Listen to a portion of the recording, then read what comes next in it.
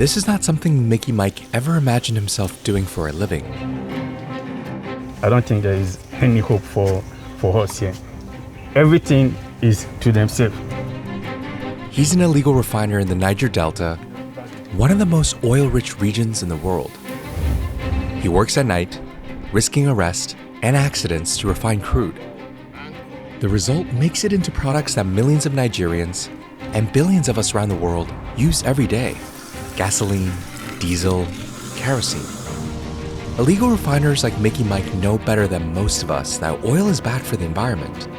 It's in the air they breathe, the water they drink, the fish they catch. But it is also all they've got to stay afloat.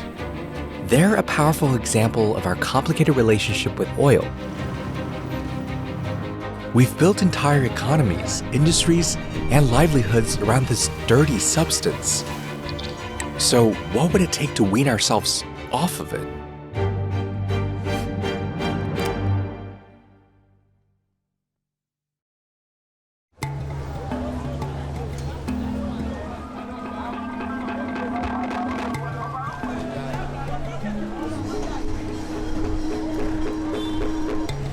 So that's one of the fuel stations over there. Yeah, it's the NNPC, it's the state-owned oil company. It's pretty much busy every day. This is my colleague Bukola Adebayo. She's introducing me to a thriving black market in Lagos, illegal fuel. Forget long lines at the gas stations. If you need to fill up the tank fast, you go to guys like him. And a good day, I can see something like 5,000. This market exists because fuel's in short supply here. Even though Nigeria is Africa's top crude producer, most of it ends up getting exported and refined elsewhere. Because of this, it imports products like gasoline or kerosene from abroad for its own domestic use at far higher prices. The whole idea that you sell the crude oil, there were all kinds of bloated costs of imported products. There was a source of a lot of suspicion. To keep Nigerians happy, a government-backed subsidy has kept gas prices low for decades, but has cost the government billions of dollars a year, more than it's spent on other services like healthcare or education. That changed last year, when President Bola Tinubu announced he was getting rid of the fuel subsidy to save money. As a result, fuel prices jumped from this to this basically overnight. And so Nigerians took to the streets. The subsidy of the fuel, the price is too much. A year later, fuel isn't just expensive, it's harder to come by. That's just time being wasted, time you should be in the office, time you should be with your kids, time you should be doing something that sort of is productive. This spike in prices has been good for the country's billion-dollar illegal oil industry. Which takes us back to the Niger Delta and refiners like Mickey Mike. Mickey Mike and his crew of 5 have been working since around 7 p.m. last night to stay under the radar from authorities.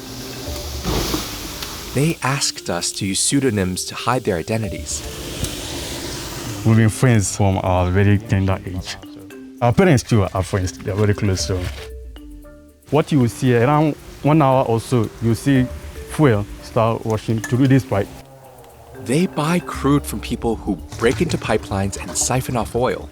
Once their refining is done, products like diesel and kerosene make their way to the local capital of Port Harcourt, to markets across the country, and even end up in neighboring West African countries. Mickey Mike and his crew will get paid nearly $1,000 for a single night of refining. It's a lucrative business in a state where almost 40% of young people are unemployed.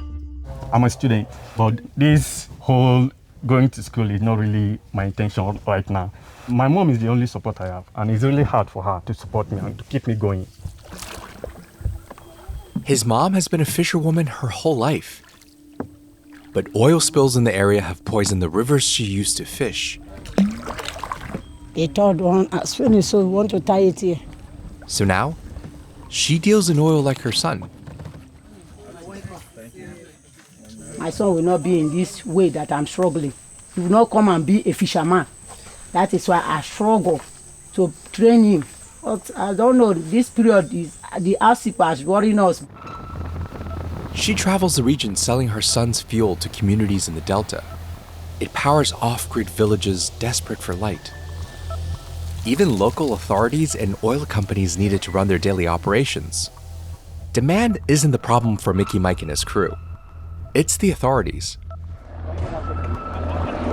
Raids like this, by both government and private security firms, are a weekly occurrence in the Niger Delta these days. Camps are destroyed and illicit fuel burned.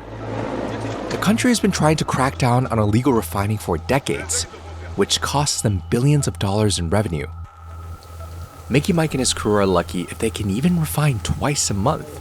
We are most concerned about our safety, but in a case where you have no option left, you always take risks to survive. They see themselves as taking only a small slice of a vast resource that is making the government and international companies rich. You look at your environment and you say, okay, if I take from the government, it's more better than I pick up arms to go and rob any individual. Under their feet, they have a commodity that Nigeria as a nation depends on. And here they are in the midst of inexplicable poverty. For so long, the benefits that come from the legal sources have eluded them. Those benefits have mainly ended up enriching oil companies operating in Nigeria, and the biggest among them has been Shell. Shell has been leading the extraction of oil here since the 1950s, when Nigeria was still under British rule. The company owned thousands of miles of pipelines and has been accused of interfering in Nigerian politics and the economy, which the company has denied. It's also been responsible for numerous oil spills. When pipes break, oil contaminates the land and riverways.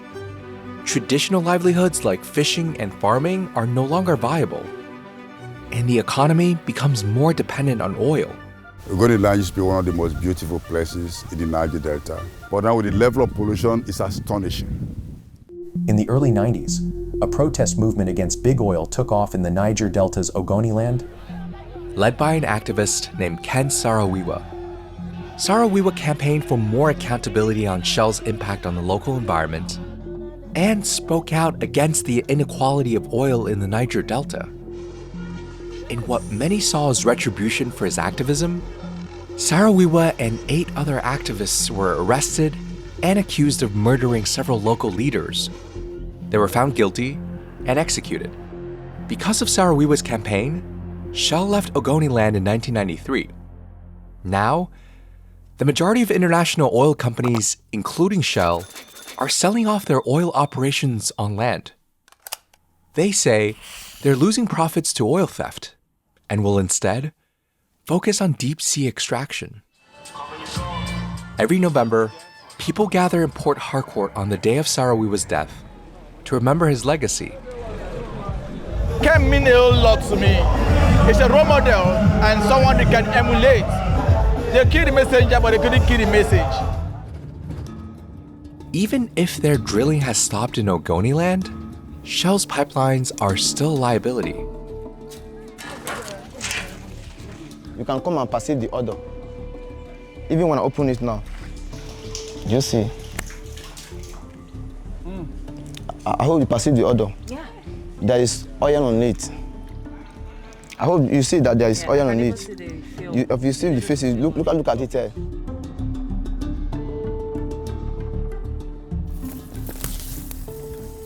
Since the oil spoil everything, when you plant the cassava, no grow more than this. This cassava now, this cassava like more than 7 months now.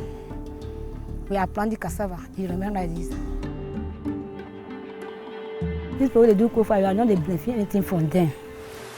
More than 500,000 barrels of oil has been spilled in the Niger Delta since 2010. The majority of it caused by sabotage and theft, according to data from Nigeria's Ministry of Environment. Apart from spills, illegal refining has also caused heavy air pollution around Port Harcourt, leading to respiratory problems among residents. You can never separate oil drilling from pollution. Why don't we stop this? Why don't we do something safer, something more meaningful, and something better for the environment? And people are trying. You can see it in these solar-powered streetlights, for example, which are all over Port Harcourt, funded, in part, by oil companies like Shell. And there's this $1 million project that's trying to restore the area's mangrove forests. More needs to be done to take these things into areas where it can impact on the livelihoods of the people. That is a practical way to get people to understand that it is time to transit and provide them an alternative to what they're used to.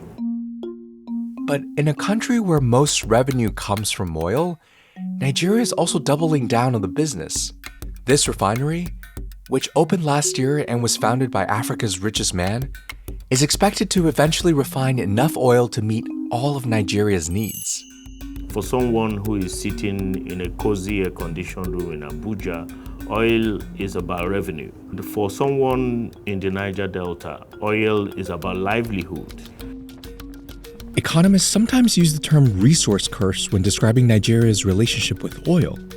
It's when assets that should bring wealth and stability to countries instead lead to poverty and corruption.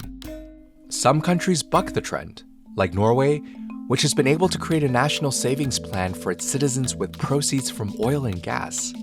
But elsewhere, it's every man for himself. We are not even concerned about oil spill anymore, because if we'll be suffering from what we are not benefiting, let us suffer for this which will give us money. In many ways, small-time refiners like Mickey Mike are both perpetrators and victims of this. As long as demand stays high in a fuel-hungry country, and the world drags its feet on weaning itself from oil, they will keep doing what they can. Your friends, do they support what you're doing or they don't like what you're doing? Yeah, they support what I'm doing. Why? Every little guy around this environment want to go into. I want my son to be a better person tomorrow, not this business matter, but to be in somewhere that we I will have the rest of mind. To survive before the oil come out.